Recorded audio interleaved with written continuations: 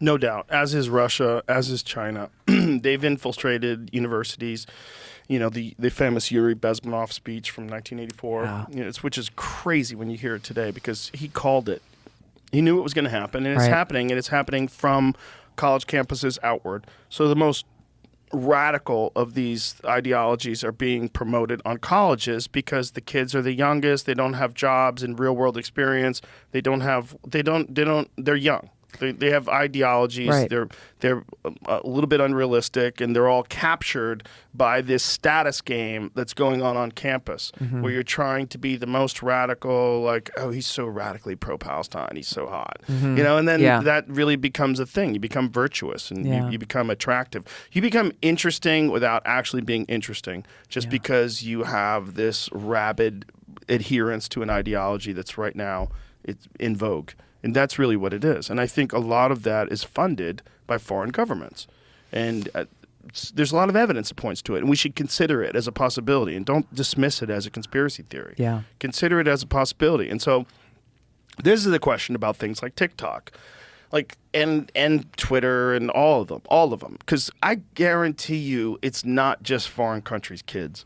I guarantee you there are people in this country that are using it. Yes. I know businesses do it. Yes. I guarantee you people do it to try to influence the way people think about things. And when you see posts, I've seen posts multiple times saying outrageous things, and I'll just, okay, let me click on this guy.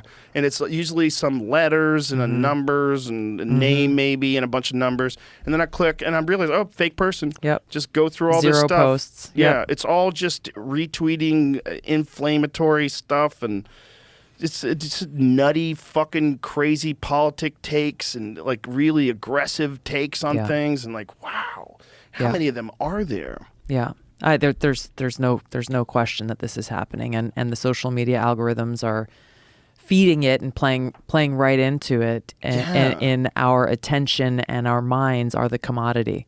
100%. And if they can just trick you into buying some stuff along the way, that'd be great. Exactly. Who would have ever thought that your data would be so valuable? Yeah. That's the thing about when like you and I were younger, it meant nothing. Your data meant nothing. Like nobody, what are you talking about? My data. Exactly. Like, who's about my data? Right. Like, what is that? Why would anybody be interested in that? I remember my first inclination that data meant something was I bought Dianetics. I bought that book in like 1994 when I first moved to Hollywood. And Scientology never stopped sending me things. They never we stopped. got one. Yeah. I was like, oh, that's how they get you. Yeah. And then they get you to join. I guess you have to give them a piece. Give them a taste of what you're doing. You join the group. Yeah, and so data now is responsible for the largest corporations in terms of like the amount of money. Yeah. Like think about Apple, how big Apple is and how much data Apple has. And Apple's better with data than Android systems are, and Google's terrible with it.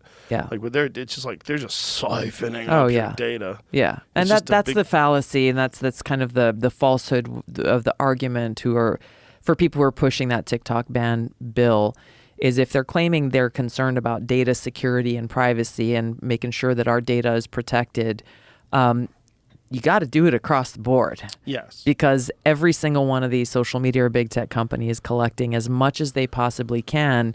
And if you think they're not selling it to the highest bidder, whether they be an American company or a foreign company, of course they are. This is their business model. Wasn't there some controversy about one of the DNA companies, whether it's Ancestry or one of the other ones? There was. Where they sold their data to China?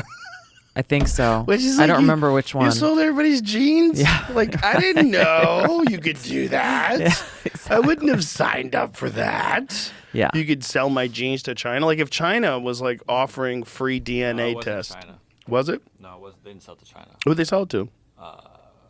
GlaxoSmithKline. Big Pharma. Ooh, that's even scarier. Right. And who do they sell it to? They can sell it to anybody else too, right? It says 23andMe sells anonymous DNA data to a drug company for $20 million. That's not even that much. Oh, it's not that anonymous, much. Guys. It's anonymous. Yeah, of course. Guys. Of course. Wasn't there one with China, though, with Ancestry? Yeah, this is 23andMe. No, this is Ancestry also. This is Ancestry as well? Mm-hmm. Interesting. $20 million. But see, I remember something about China. I mean, I just typed in data sold, and that's what comes up. I might be on the wrong forums, though.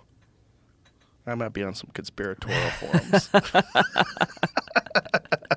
I might have gone too deep on the JFK rabbit hole the other night. This is what you said. Oh, okay, China. There it goes.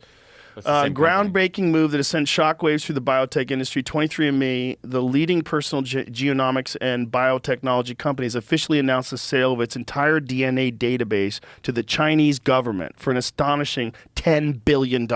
Wow. Yeah, so that's the one I was looking for. But I'll just add that that's only coming from a Medium article, not any other articles that are saying that. Jamie, why you gotta fuck it up with facts? I'm just trying to understand what's happening. I don't know. Jamie is on it.